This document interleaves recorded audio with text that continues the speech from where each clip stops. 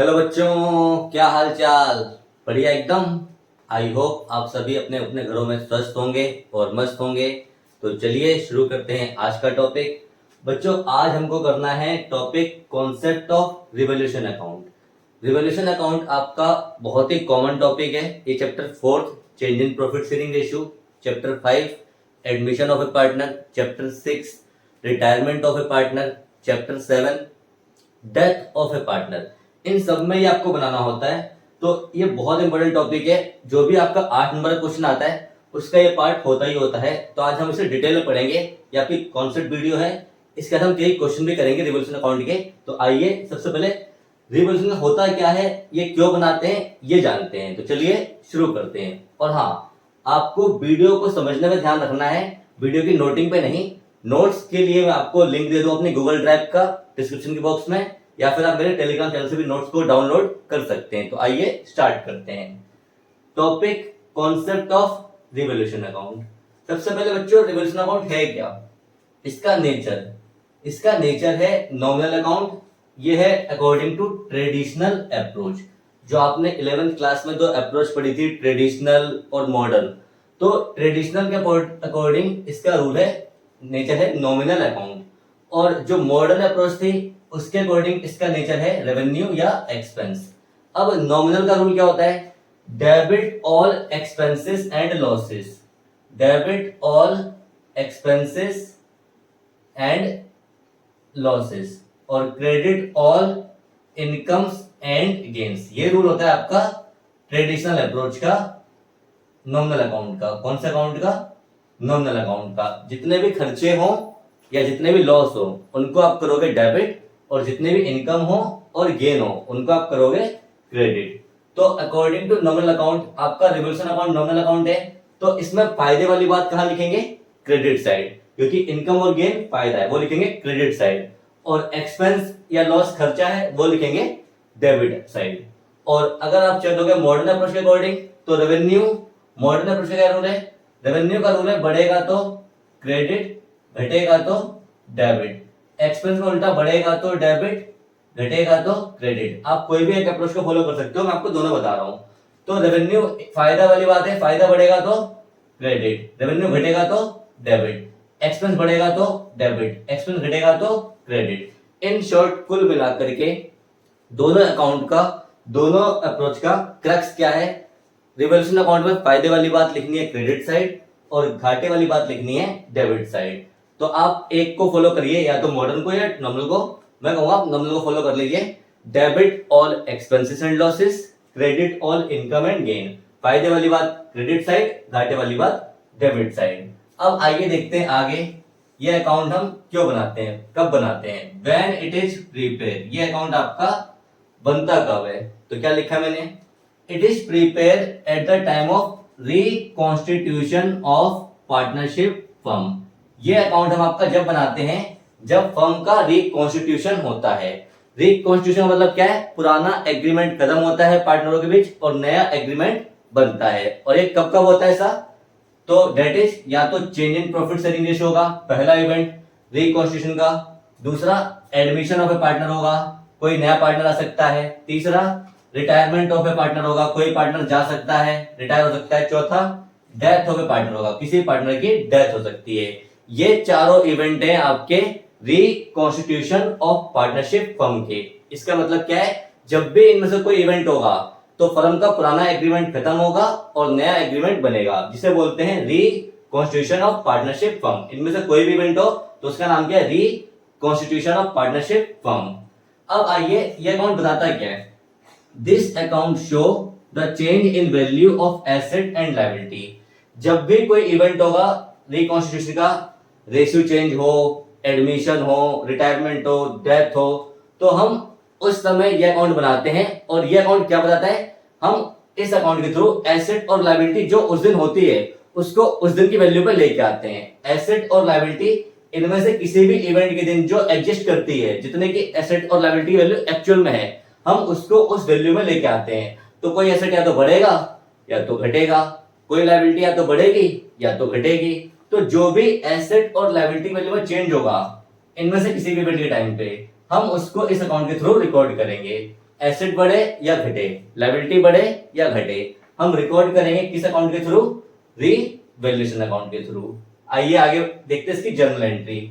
इसकी journal entry बनती कैसे, मतलब हम इस अकाउंट में रिकॉर्डिंग कैसे करते हैं। तो रिकॉर्डिंग का तो पहला स्टेप ही क्या है, पहले जर्नल बनेगी, जर्नल के बाद आप उसको लेजर में पुट करोगे, लेजर यानी अकाउंट। तो जर्नल एंट्री क्या क्या होती है, अगर एसेट बढ़ रहा है, अगर बच्चों आपको रूल नहीं मालूम तो मैं रूल लिख देता हूं। एसेट का रूल होता है बढ़ने पे डेबिट और घटने पे क्रेडिट, ये रूल है एसेट का, यहां मैं फॉलो करता हूं मॉडर्न अप्रोच।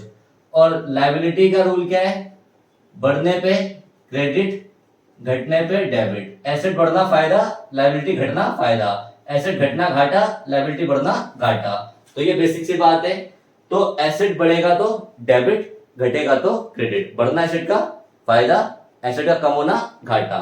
लायबिलिटी बढ़ेगी तो क्रेडिट, घटेगी तो डेबिट। लायबिलिटी का बढ़ना घाटा, कम होना फायदा। तो आइए सबसे पहले ऑन इंक्रीज इन एसेट, अगर आपका एसेट बढ़ जाए तो एंट्री क्या होगी, एसेट बढ़ेगा तो एसेट करोगे डेबिट। और फायदे वाली बात है, फायदे के लिए क्या करोगे, रिवैल्यूएशन अकाउंट क्रेडिट, क्योंकि नेचर क्या है, नॉमिनल अकाउंट। नॉमिनल अकाउंट का रूल क्या है, फायदे के लिए क्रेडिट, घाटे के लिए डेबिट। तो एसेट बढ़ गया डेबिट हुआ, और फायदा हुआ तो रिवैल्यूएशन क्रेडिट हुआ। अब ऐसे देखिए अगली entry, on decrease in asset, asset घटने पे क्या एंट्री होगी, एसेट घटेगा तो क्रेडिट करोगे, घाटे वाली बात है तो रिवैल्यूएशन डेबिट हो गया। ऐसी लायबिलिटी देखिए, on increase in liability, liability बढ़ेगी तो, लायबिलिटी बढ़ती है तो क्रेडिट करते हैं, तो लायबिलिटी क्रेडिट हुई, घाटे वाली बात है रिवैल्यूएशन डेबिट हुआ। और ये तो लॉजिकल है बच्चों, अगर आपको पता चल गया कि ये डेबिट होगा तो दूसरा अकाउंट क्रेडिट ही होगा, या ये क्रेडिट होगा तो दूसरा अकाउंट डेबिट ही होगा। ऐसे on decrease in liability, liability घट गई, फायदे वाली बात है तो रिवैल्यूएशन क्रेडिट, और लायबिलिटी घट गई तो लायबिलिटी डेबिट। तो ये आपकी एंट्री हुई। ऐसे आपके कुछ खर्चे हो सकते हैं, क्या लिखा है मैंने, on expenses incurred on reconstitution of firm and paid by the firm. बच्चे जब फर्म रिकंस्टिट्यूट होती है, चेंज इन रेशियो होता है, या एडमिशन हो, या डेथ हो, या रिटायरमेंट हो, तो इस समय आप एसेट की वैल्यू को चेंज करने के लिए वैल्यू हायर करते हो, उसे पैसे देने पड़ते हैं, या फिर नया एग्रीमेंट बनता है तो खर्चा होता है। यानी जो भी खर्चे होते हैं, अगर वो खर्चे फर्म ने ही करे हैं और फर्म ने ही पे करे हैं, खर्चा भी फर्म का है, खर्चा तो फर्म का है ही, और अगर पे भी फर्म ने करा है, पे भी फर्म ने करा है, तो घाटे वाली बात है रिवैल्यूएशन होगा डेबिट, खर्चे के लिए रिवैल्यूएशन होगा डेबिट। और फर्म पे करेगी तो कैश या बैंक आपका कम हो जाएगा, तो कैश या बैंक आपका होगा क्रेडिट। ऐसे ही देखिए, when remuneration is paid to a partner for rendering service related to reconstitution of firm, आपने क्या किया, पार्टनर हायर कर लिया, पार्टनर को बोला हम तेरे को रेम्युनरेशन देंगे, हम तेरे को रेम्युनरेशन देंगे, किस चीज के लिए, जो तू हमें सर्विस देगा, और वो सर्विस किससे रिलेटेड होगी, रिकॉन्स्टिट्यूशन ऑफ पार्टनरशिप फर्म से रिलेटेड होगी। तो इस बार हम पार्टनर को पैसा देंगे, ना कि हम खुद अपने जेब से पैसा देंगे। हम पार्टनर को बोल रहे हैं कि तू खर्चा कर, हम तेरे को रेम्युनरेशन देंगे इस काम को करने के लिए। तो खर्चा तो फर्म का ही है, तो डेबिट तो रिवैल्यूएशन अकाउंट ही होगा, खर्चा तो फर्म का ही है, डेबिट होगा रिवैल्यूएशन अकाउंट। लेकिन सब पार्टनर को पैसा हम कैसे देंगे, कैश में देंगे, हम पार्टनर की कैपिटल इंक्रीज कर देंगे, पार्टनर की कैपिटल बढ़ा देंगे। तो जिस पार्टनर को रेम्युनरेशन मिलेगा उसकी कैपिटल बढ़ जाएगी, कैपिटल बढ़ती है तो क्रेडिट, और घटती है तो डेबिट। तो एंट्री बनी revaluation to partners capital account. अब बच्चों इन सारी एंट्री का इफेक्ट या तो प्रॉफिट होगा या लॉस होगा। तो प्रॉफिट कब होगा, रिवैल्यूएशन के लिए क्रेडिट साइड में फायदे वाली बात लिखते हैं, और डेबिट साइड में घाटे वाली बात। तो प्रॉफिट कब होगा, जब रिवैल्यूएशन का क्रेडिट का टोटल बड़ा हो, और लॉस कब होगा, जब डेबिट का टोटल बड़ा हो। तो प्रॉफिट होगा तो एंट्री क्या होगी, प्रॉफिट होगा तो रिवैल्यूएशन का क्रेडिट का टोटल बड़ा होगा, अगर प्रॉफिट होगा तो रिवैल्यूएशन का क्रेडिट साइड बड़ी होगी। तो खत्म करने के लिए रिवैल्यूएशन हो जाएगा डेबिट, रिवैल्यूएशन हो जाएगा डेबिट, और प्रॉफिट बढ़ेगा किसको, ओल्ड पार्टनर्स को। किसको बढ़ेगा बच्चों, ओल्ड पार्टनर्स को। पार्टनर कैपिटल बढ़ेगी तो कैपिटल होगी क्रेडिट, तो revaluation to old partner capital account in old ratio. Profit बढ़ने की एंट्री क्या है, revaluation debit to old partner capital account, कौन से रेशियो में, ओल्ड रेशियो में। और लॉस होगा तो लॉस का मतलब है रिवैल्यूएशन का डेबिट बैलेंस है, डेबिट साइड बढ़ने के लिए, तो खत्म करने के लिए रिवैल्यूएशन होगा क्रेडिट, खत्म करने के लिए रिवैल्यूएशन होगा क्रेडिट। और लॉस से पार्टनर कैपिटल कम हो जाएगी, लॉस से पार्टनर की कैपिटल कम हो जाएगी, तो ओल्ड पार्टनर कैपिटल जाएंगे डेबिट, कौन सा रेशियो बच्चों, इन ओल्ड रेशियो, इन ओल्ड रेशियो। तो ये आपकी एंट्री है रिवैल्यूएशन की। अब इन एंट्री को आप पुट कर दोगे अकाउंट में तो उससे बन जाएगा फॉर्मेट। तो आइए साथ साथ फॉर्मेट भी लिखते हैं, फॉर्मेट ऑफ रिवॉल्यूशन अकाउंट। बिल्कुल बेसिक बात याद रखनी है, अगर आपको कुछ भी दिक्कत हो, फायदे वाली बात होगी रिवॉल्यूशन के क्रेडिट साइड, घाटे वाली बात होगी रिवॉल्यूशन के डेबिट साइड। अकाउंट प्रीपेयर करना सबसे आसान है रिवॉल्यूशन का। फायदे के लिए रिवॉल्यूशन को क्रेडिट साइड लिखना है, घाटे के लिए कोई बात डेबिट साइड लिखनी है। तो आइए इन्हीं एंट्री को पुट किया हमने, अकाउंट देखते हैं। Debit credit particular rupees by increase in asset, फायदे वाली बात है, एसेट बढ़ेगा credit. To decrease in asset, घाटे वाली बात है, एसेट घटेगा debit. By decrease in liability, liability घटेगी फायदा credit. To decrease in liability, liability बढ़ेगी घाटा debit. By unrecorded asset, unrecorded asset का मतलब क्या है, एसेट जो पहले रिकॉर्ड नहीं था आप रिकॉर्ड करोगे, तो जिस भी एसेट को रिकॉर्ड करोगे एसेट बढ़ रहा है, यानी एसेट बढ़ेगा तो फायदे वाली बात है, तो अनरिकॉर्डेड एसेट क्रेडिट। ऐसे टू अनरिकॉर्डेड लायबिलिटी, ऐसी लायबिलिटी जो पहले रिकॉर्ड नहीं थी अब रिकॉर्ड करेंगे तो अनरिकॉर्डेड लायबिलिटी डेबिट, लायबिलिटी बढ़ेगी घाटे वाली बात डेबिट। और जो फर्म खर्चा पे करेगी, खर्चे के लिए रिवॉल्यूशन होगा डेबिट, अगर फर्म ने पे करा ये वाली एंट्री तो टू कैश या बैंक एक्सपेंसेस। और जो पार्टनर को पैसा देंगे रेम्युनरेशन के लिए वो भी फर्म का खर्चा है, तो टू पार्टनर कैपिटल अकाउंट, उसका रेम्युनरेशन का अमाउंट आ जाएगा यहाँ पे, ये भी खर्चा है फर्म का डेबिट। अगर क्रेडिट साइड बड़ी होगी तो यहाँ प्रॉफिट, मान लीजिए ये टोटल है 10 लाख, ये है 6 लाख, एग्जांपल की बात हूं, ये है 10 लाख और इन सबका टोटल करके आया 6 लाख, तो 4 लाख प्रॉफिट आ गया, 4 लाख बढ़ जाएगा ओल्ड पार्टनर में, ओल्ड रेशियो में। मान लीजिए आप ओल्ड पार्टनर है आपके ए और बी और रेशियो उनका 3 हो रही, तो यहाँ पे आ जाएगा 3 लाख और यहाँ पे आ जाएगा 1 लाख। लेकिन अगर डेबिट साइड बड़ी है, क्रेडिट छोटी है तो लॉस, डेबिट साइड बड़ी है, क्रेडिट छोटी है तो लॉस। तो मान लीजिए लॉस कैसे आएगा, ये साइड मान लीजिए है टोटल 10 लाख और इस साइड में टोटल है आपका मान लीजिए 6 लाख, तो 4 लाख लॉस आ गया। तो 4 लाख लॉस, ओल्ड रेशियो मान लीजिए 3 है कि 3 लाख और 1 लाख, तो 4 लाख का लॉस यहाँ आ गया। प्रॉफिट और लॉस में से कोई भी एक चीज आएगी, दोनों चीज एक साथ तो नहीं आती है, तो आपको पता ही है। तो प्रॉफिट कब आएगा, जब क्रेडिट साइड बड़ी होगी, लॉस कब आएगा, जब डेबिट साइड बड़ी होगी। आई होप आपको कॉन्सेप्ट पूरा क्लियर हो गया होगा। आइए अब मैं आपको एक एग्जांपल कराता हूं बहुत अच्छा, वो आपकी स्क्रीन पे दिखेगा और मैं साथ साथ उसका फॉर्मेट भी आपको बनाऊंगा। आइए स्टार्ट करते हैं।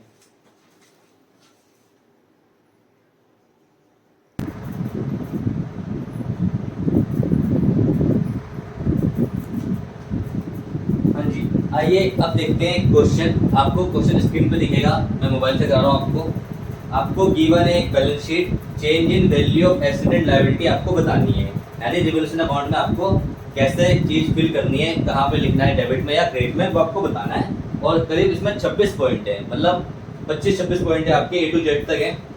तो पहला पॉइंट क्या लिखा है, फर्नीचर है आपका बैलेंस शीट में 40,000 रुपए का, फर्नीचर है आपका बैलेंस शीट में 40,000 का, और लिखा है फर्नीचर इज रिड्यूस बाय 10%। अब फर्नीचर घट गया है तो घटने वाली बात, घाटे वाली बात है, वो आप लिखोगे डेबिट साइड, बढ़ेगा तो क्रेडिट साइड।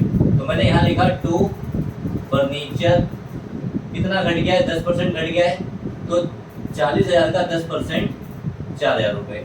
ऊपर आपको गिवन है बैलेंस शीट में 40,000 रुपए का, और नीचे बोल रहे हैं रिड्यूस बाय 10%, बाय का मतलब है 10% पूरे से, तो 40,000 का 10% 4,000 रुपए। अगला पॉइंट है building is appreciated by 20%, building 20% बढ़ गई है, एप्रिशिएट मींस बढ़ना, और बाय मतलब पूरे 20% से। बिल्डिंग ऊपर गिवन है 5 लाख की, फायदे वाली बात है, तो क्रेडिट बाय बिल्डिंग कितने रुपए, 50,000 रुपए, सॉरी ये आपका जगह 5 लाख का 20% 1 लाख रुपए, 5 लाख का 20% 1 लाख रुपए। अब नेक्स्ट देखिए क्या लिखा है, furniture is brought up to 50,000, इसका मतलब क्या है, अप टू, ये जब टू आ जाए ना तो इसका मतलब होता है वैल्यू आपकी बढ़कर या घटकर इतनी हो गई है। ब्रॉट अप का मतलब है बढ़ गई है और ब्रॉट डाउन का मतलब है घट गई है। तो furniture is brought up to 50,000, ऊपर 40 का है, नीचे 50 का हो गया, कितना बढ़ गया, 10 का, फायदे वाली बात है, क्रेडिट बाय फर्नीचर, ये आपका आ गया 10,000। नेक्स्ट क्या है आपका, नेक्स्ट आपका बिल्डिंग एप्रिशिएटेड टू, बढ़कर 5.5 लाख की हो गई, एप्रिशिएटेड टू, टू मींस बढ़कर 5.5 लाख की हो गई, 5.5 लाख से बढ़ नहीं गई, एप्रिशिएटेड टू बढ़कर 5.5 लाख की हो गई, ऊपर 5 लाख की है, नीचे 5.5 लाख की हो गई, तो कितनी बढ़ गई, फायदे वाली बात है 50,000, क्रेडिट में लिखोगे आप फायदे वाली बात, बाय बिल्डिंग 50,000। नेक्स्ट देखिए आप क्या है, नेक्स्ट है आपका फर्नीचर इज रीवैल्यूड। फर्नीचर की दोबारा से वैल्यू की गई तो कितने का निकला 30,000, ऊपर कितने का आपका 40,000, हटा हो गया 10 का कम हो गया, आटे वाली बात डेबिट में to revaluation sorry to furniture account कम हुआ है, फर्नीचर टू फर्नीचर अकाउंट कितने रुपए 10,000 रुपए। और ये आपको बेसिक पता ही है, जिस चीज का भी अकाउंट बनाते हैं उसमें उसका नाम नहीं आता, उसकी वजह से जो दूसरा अकाउंट होता है उसका नाम आता है। रिवल्यूशन अकाउंट जिस वजह से अफेक्ट हो रहा है उसका नाम आएगा, ना कि रिवल्यूशन का नाम आएगा। आइए आगे बढ़ते हैं, अगली बात क्या लिखी है, फर्नीचर इज रिड्यूस टू 60%। ये रिड्यूस टू 60% का मतलब क्या है, घटकर 60% रह गया। रिड्यूस टू 60% का मतलब है घटकर 60% रह गया। फर्नीचर अभी आपका 40,000 था, 40,000 का घट के 60% रह गया, तो 60% कितना हो गया 60/100, ये आपका क्या 24,000, यानी कितने का कम हो गया, पहले 40 का था अब 24,000 का रह गया, 16,000 कम हो गया। तो फिर से लिखिए टू फर्नीचर, घाटे वाली बात डेबिट साइड कितने रुपए 16,000 रुपए। नेक्स्ट पॉइंट देखते हैं आपका क्या है, stock is over valued bye 4,000। Stock 4,000 से ज्यादा दिखा रखा है। ओवर वैल्यूड का मतलब है आपने ज्यादा वैल्यू दिखा रखी है, एक्चुअल में कम है। ओवर वैल्यूड मींस आपने ज्यादा दिखा रखी है, एक्चुअल में कम है, यानी स्टॉक को कम करना है, एसेट को कम करना है। कम करना मतलब घाटे वाली बात है, तो डेबिट साइड लिखेंगे टू स्टॉक। और बाय लिखा है, बाय मतलब पूरे 4,000 से, बाय मतलब पूरे 4,000 रुपए से, तो बाय टू स्टॉक ये 4,000 आ गया आपका डेबिट साइड। अगले पॉइंट में लिखा है stock is under valued bye 5,000। Under valued का मतलब है आपने एक्चुअल में कम दिखा रखा है, वैल्यू एक्चुअल में ज्यादा की है। अंडर वैल्यूड मतलब आपने कम दिखा रखा है, एक्चुअल में वो ज्यादा का है। तो कितने से कम दिखा रखा है, अंडर वैल्यूड बाय 5,000, यानी 5,000 रुपए से बढ़ाना है। फायदे वाली बात है, तो आप क्रेडिट में लिखेंगे बाय स्टॉक 5,000।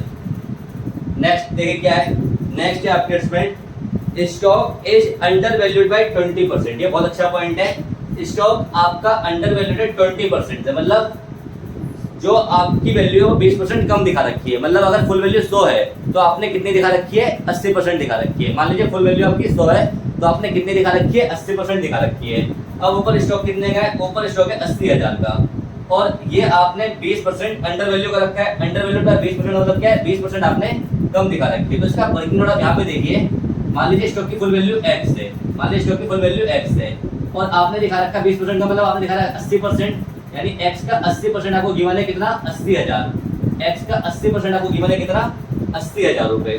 तो फुल वैल्यू कैसे निकाल लेंगे, x यही रहेगा क्रॉस मल्टीप्लाई 80,000 इंटू 100 ऊपर और 80 नीचे, तो ये आपकी फुल वैल्यू आ गई 1 लाख रुपए। फुल वैल्यू कितनी आ गई 1 लाख रुपए, यानी एक्चुअल में स्टॉक 1 लाख का है, आपने दिखा रखा है 80,000 रुपए। तो कितनी वैल्यू बढ़ गई 20,000 बढ़ गई, क्योंकि अंडर वैल्यू का मतलब है आपने कम दिखा रखा है, आपको अब बढ़ाना है। तो आप बढ़ाएंगे, फायदे वाली बात है क्रेडिट बाय स्टॉक, ये आपका आ गया 20,000।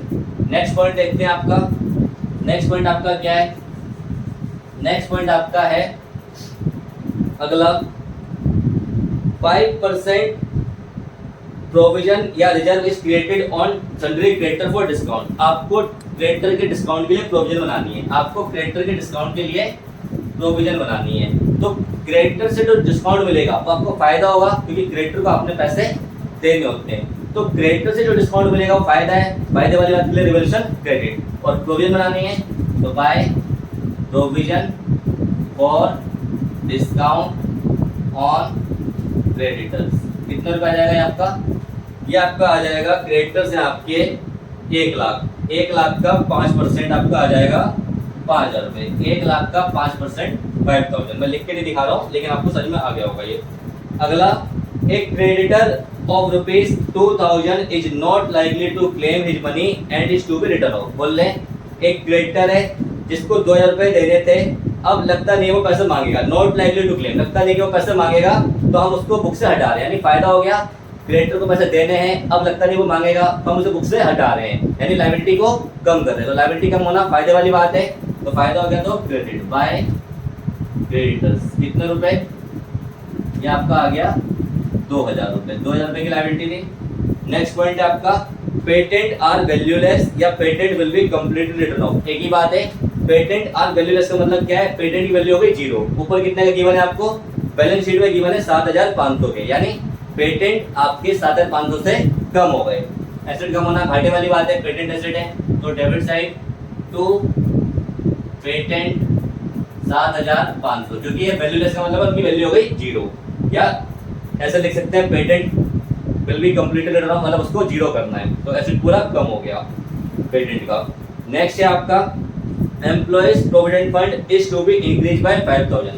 एम्प्लॉइज प्रोविडेंट फंड की लायबिलिटी को 5,000 रुपए से बढ़ाना है। एम्प्लॉइज प्रोविडेंट फंड की लायबिलिटी को 5,000 रुपए से बढ़ाना है। लायबिलिटी बढ़ेगी तो बाय लिख का बाय मतलब पूरे से बढ़ाना है, घाटे वाली बात है, debit side to employees provident fund, by मतलब पूरे से बढ़ाना है और टू मतलब आपको डिफरेंस चेक करना है। जबकि बाय लिखा हो तो पूरे से, टू लिखा हो तो आपको डिफरेंस चेक करना है ऊपर वाली फिगर का नीचे वाली फिगर से। नेक्स्ट है आपका stock include 1,000 for obsolete item. Stock में 1,000 का ऑब्सोलीट आइटम मतलब खराब आइटम इंक्लूड है, स्टॉक को कम करना है। कम हो गया तो घाटे वाली बात है, डेबिट टू स्टॉक कितने रुपए, 1,000 रुपीज। नेक्स्ट पॉइंट क्या आपका, नेक्स्ट पॉइंट आपका stock is over valued bye 60%। देखिए बहुत अच्छा पॉइंट है, स्टॉक आपने 60% से बढ़ा के दिखा रखा है। स्टॉक आपने 60% से ओवर वैल्यूड में 60% से बढ़ा के दिखा रखा है, यानी बुक में अगर वैल्यू 100 रुपए है, मतलब एक्चुअल वैल्यू अगर 100 रुपए है तो आपने 60% बढ़ा के दिखा रखी है, मतलब 160% दिखा रखी है। अगर एक्चुअल वैल्यू 100 रुपए है और आपने 60% बढ़ा रखा है तो 100 रुपए का 60%, 60 रुपए, यानी आपने 160 दिखा रखा है। जैसे अंडर वैल्यूड वाला कॉन्सेप्ट था, मैं आपको यहाँ पे दिखाता हूँ। तो देखिए let full value of stock x, और आपने x का 160% गिवन है। ये कितना है आपका, x का 160% गिवन है आपको 80,000 रुपए।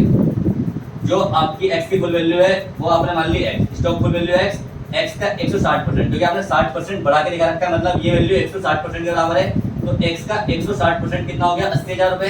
तो फुल वैल्यू कैसे निकाल लेंगे आप, 80,000 इंटू में 100 डिवाइड बाय 160, 16 पंजे 80, 5,000 और 10, ये आपका आ गया 50,000। यानी एक्चुअल वैल्यू कितनी थी, एक्चुअल वैल्यू थी 50,000, और 50,000 का 60% निकाल लीजिए तो 30,000 आएगा। यानी आपने 60% बढ़ा के दिखा रखा तो 80 बन रहा है, यानी बिल्कुल ठीक वैल्यू आपने निकाल ली है। तो एक्चुअल वैल्यू कितनी है 50, आपने दिखा रखी थी 80, यानी स्टॉक को कम करना है। ओवर वैल्यूड मींस आपने ज्यादा दिखा रखा है, अब आपको कम करना है। तो कम करेंगे, घाटे वाली बात है, तो टू स्टॉक ये आपका आ जाएगा कितना, 30,000, क्योंकि एक्चुअल में 50,000 का है और आपने दिखा रखा है 80,000 रुपए का। तो आई होप आपको ये वाली बात भी क्लियर हो गई होगी। आइए अगला पॉइंट देखते हैं।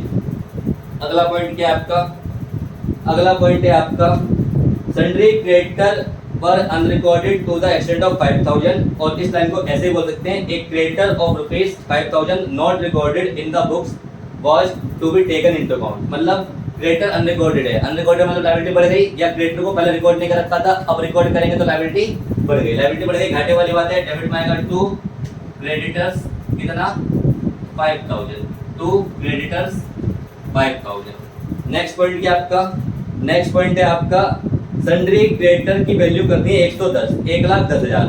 One bill for goods purchase have been omitted from books. बोलने को एक बिल होगा जिसे आप लिखना भूल गए, तो अब उनकी वैल्यू 110 हो गई है, मतलब 1,10,000 हो गई है। ऊपर है 1 लाख का, तो कितना बढ़ गया 10,000, लायबिलिटी बढ़ना घाटे वाली बात है। तो टू क्रेडिटर्स ये आपका आ गया 10,000। नेक्स्ट पॉइंट देखिए, नेक्स्ट पॉइंट आपका क्या है, नेक्स्ट पॉइंट है आपका 10% depreciation will be charge on plant machinery. Tax से एसेट वैल्यू कम होगी, खर्चे वाली बात है, घाटे वाली बात है, एसेट होगा कम तो आप लिखोगे डेबिट साइड। कितने की मशीन है, प्लांट मशीन ऊपर है आपकी 80,000 रुपए की, 80,000 रुपए का 10% 8,000 हो गया। तो टू प्लांट एंड मशीनरी आपने कितनी कम कर दी, 80,000 का 10% 8,000, या आपने 8,000 से वैल्यू हटा दी। नेक्स्ट पॉइंट देखते हैं। नेक्स्ट पॉइंट है आपका plant and machinery be valued at 125%। बोले प्लांट और मशीन की वैल्यू को 125% करना है, यानी अभी जो गिवन है वो 100% है, उसमें 25% बढ़ाना है। Plant and machinery be valued at 125% का मतलब है अभी गिवन है 100%, आपको उसको 25% बढ़ा के 125 करना है। तो अभी गिवन है कितनी 80,000 रुपए, 80,000 रुपए का आपको 25% बढ़ाना है, प्लस 25% करना है। 80,000 रुपए का 25% कितना हुआ, ये हुआ आपका 20,000। 80,000 रुपए का 25% आपका होगा 25 चौक 100, 4 दूनी 8, 20,000। यानी आपको कितना बढ़ाना है, 20,000 बढ़ाना है, यानी एक्चुअल वैल्यू करनी है 1 लाख, टोटल वैल्यू करनी है 1 लाख, और ऑलरेडी आपका 80 का है, ऑलरेडी आपका 80 का, आपको करना है 125% पे, यानी 25% बढ़ाना है। तो 1 लाख हो गया, कितना बढ़ गया, फायदे वाली बात है। बाय प्लांटेड मशीनरी 20,000 रुपये, बाय प्लांटेड मशीनरी 20,000 रुपये। नेक्स्ट फिगर देखिए क्या है, नेक्स्ट पॉइंट में बोल रहा है outstanding expenses were brought down to 9,000। Expenses को घटा के 9,000 करना है, आउटस्टैंडिंग एक्सपेंसेस को घटा के 9,000 करना है। ऊपर कितना है 10,000, तो 1,000 से लायबिलिटी कम हो गई, फायदे वाली बात है। बाय आउटस्टैंडिंग एक्सपेंसेस, लायबिलिटी कम होना फायदे वाली बात है। 1,000 यहाँ पे आ गया। नेक्स्ट पॉइंट देखिए क्या है, नेक्स्ट पॉइंट बहुत अच्छा है। नेक्स्ट पॉइंट देखते हैं। नेक्स्ट पॉइंट है आपका फर्नीचर रुपीज 30,000 वर टेकन, नहीं, नेक्स्ट पॉइंट आपका है outstanding expenses will be paid हो। बोले आउटस्टैंडिंग एक्सपेंस को पे कर दिया। अब पे कर दिया तो एंट्री क्या होगी, पे करने में एंट्री बनेगी आउटस्टैंडिंग एक्सपेंस टू कैश या बैंक। तो इसमें आपका ना ही कोई एसेट लायबिलिटी बढ़ा, ना ही कोई एसेट लायबिलिटी घटा, क्योंकि इसमें एक लायबिलिटी कम हो गई, एक एसेट कम हो गया, इफेक्ट आपस में सेटअप हो गया। यहाँ पे कोई नई लायबिलिटी नहीं बढ़ी, कोई नया एसेट नहीं घटा या नया एसेट नहीं बढ़ा, तो ये एंट्री आपकी रिवर्सल अकाउंट में नहीं आएगी। आउटस्टैंडिंग एक्सपेंस आपने पे कर दी, कोई भी एसेट लायबिलिटी पे करना उसकी वैल्यू को चेंज नहीं कर रहा। एसेट जितने का था उतने से पे कर दिया, लायबिलिटी जितने की थी उतने की पे कर दी, तो यहाँ पे रिवर्सल का नाम ही नहीं आया, ना एसेट बढ़ा ना एसेट घटा, ना लायबिलिटी बढ़ी ना लायबिलिटी घटी। तो ये एंट्री आपकी रिवर्सल नहीं आएगी, क्योंकि इसकी एंट्री क्या बनी, outstanding expense to cash bank. यहाँ पे रिवर्सल आया ही नहीं, तो एंट्री भी यहाँ पे नहीं आएगी। नेक्स्ट क्या है आपका, furniture 30,000 were taken by partner A and B equally at book value. Furniture की बुक वैल्यू कितनी है 40,000। बोले ए और बी ने बराबर बराबर बांट लिया, ठीक है। फर्नीचर 30,000 का ए और बी ने बराबर बराबर बांट लिया। Furniture 30,000 were taken by partner A and B equally at book value, और रिमेनिंग फर्नीचर की वैल्यू कितनी हो गई, 10 का बच गया, वो 8 का हो गया। इसमें 2 पॉइंट है, देखिए टोटल फर्नीचर है 40 का, उसमें से जो 30 की बुक वैल्यू है वो ए और बी ने आपस में बांट ली इक्वली, यानी 1:1। तो 15 ए ने ले लिया और 15 बी ने ले लिया। जो ए और बी ले गए उसकी तो कोई एंट्री नहीं होगी रिवर्सल अकाउंट में, क्योंकि एंट्री क्या होगी, जो पार्टनर ले गए उसकी एंट्री बनती है A capital debit B capital debit to furniture. तो यहाँ पे रिवर्सल आया ही नहीं। कितने रुपए, 15,000 और ये 30,000, 30 के 15 के 15 के। लेकिन जो बाकी 10 का बच गया उसकी वैल्यू कितनी हो गई है, उसकी वैल्यू हो गई है 8,000, यानी कितने की घट गई, 2,000 की घट गई, यानी कितने की डाउन हो गई, 2,000 से आपकी वैल्यू डाउन हो गई। एसेट घटना घाटे वाली बात। टू फर्नीचर आपका 2,000 रुपीज, टू फर्नीचर आपका 2,000 रुपीज, और जो फर्नीचर आपका ए और बी ले गए उसकी जनरल एंट्री में ए बी टू फर्नीचर है, रिवर्सल आया नहीं, इसलिए एंट्री भी नहीं होगी। आई होप आपको पॉइंट क्लियर हो गया होगा। आइए अगला पॉइंट देखते हैं। बोले मार्केट वैल्यू ऑफ इन्वेस्टमेंट 45,000, ऊपर कितनी है, ऊपर है 50,000, घट गई, घटना मतलब घाटे वाली बात। तो टू इन्वेस्टमेंट 5,000 रुपये आपका आ गया डेबिट में, फायदे वाली बात क्रेडिट, घाटे वाली बात डेबिट। नेक्स्ट आपका क्या है, stock taken by partner Krishna at 90,000। Stock Krishna लेके जा रहा है, फिर से वही वाली बात, अगर कोई भी पार्टनर एसेट लेके जाए तो वो एंट्री रिवल्यूशन अकाउंट में नहीं होगी।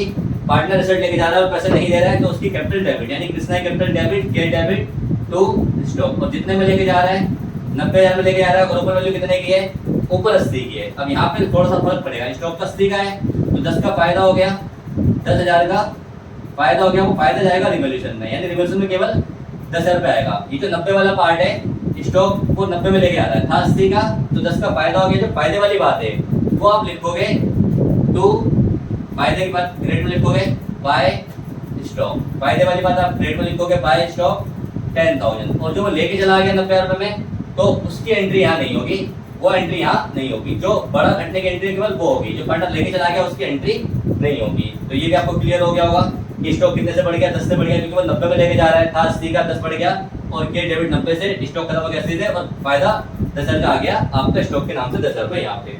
नेक्स्ट पॉइंट देखिए, नेक्स्ट पॉइंट है a liability on account of damage 7,000 including creditor is settled 12,000। बोले क्रेडिटर में कोई लायबिलिटी है जो इंक्लूड थी 7,000 रुपये, लेकिन वो सेटल हुई 12 में, मतलब लायबिलिटी 7 शामिल थी लेकिन एक्चुअल में वो निकली 12। तो लायबिलिटी कितने से बढ़ गई, 5 से बढ़ गई, क्रेडिटर 5 से बढ़ गया, तो यहाँ लिखेंगे आप टू क्रेडिटर्स 5,000, टू क्रेडिटर्स 5,000। तो इस तरीके से आप इसका प्रॉफिट लॉस निकाल लेंगे। अगर क्रेडिट साइड बड़ी है, डेबिट छोटी है, तो यहाँ जाएगा टू प्रॉफिट, और अगर डेबिट साइड बड़ी है, क्रेडिट छोटी है, तो यहाँ आ जाएगा बाय लॉस। जो ट्रांसफर होगा ओल्ड पार्टनर में, ओल्ड पार्टनर के नाम क्या है? ओल्ड पार्टनर के नाम है आपके क्वेश्चन में नाम आपके गिवन है नहीं, नाम आपके गिवन नहीं है। एक नाम लिखा था कृष्णा, एक नाम लिखा था एबी, मतलब वो अलग अलग एच20, एक मिक्स क्वेश्चन है ये। तो ये जो भी पार्टनर होंगे आपके ओल्ड पार्टनर बढ़ जाएगा, प्रॉफिट भी ओल्ड बढ़ जाएगा और लॉस भी आपको ओल्ड में बढ़ जाएगा। हालांकि मेरे को आपको क्वेश्चन केवल कॉन्सेप्ट के लिए समझाना था, एक्चुअली में क्वेश्चन नहीं है, सारे बहुत सारे पॉइंट का एग्जांपल्स आए जो मैंने आपको समझा दिया ताकि अच्छे से आपको सारे पॉइंट क्लियर हो गए हो। बच्चों अगर वीडियो अच्छी लगी हो तो प्लीज वीडियो को लाइक करिए, चैनल को सब्सक्राइब कीजिए और कोई भी क्वेश्चन है आप कमेंट सेक्शन में जरूर पूछिए। और नोट्स आपको इसके मिल जाएंगे गूगल ड्राइव पे भी और मेरे टेलीग्राम चैनल पे भी, आप उसे भी सब्सक्राइब कर सकते हैं। तो बच्चों वीडियो अच्छी लगी प्लीज वीडियो को लाइक करिए, बहुत से वीडियो बनती है। फिर मिलेंगे अगली वीडियो में, तब तक के लिए बाय बाय।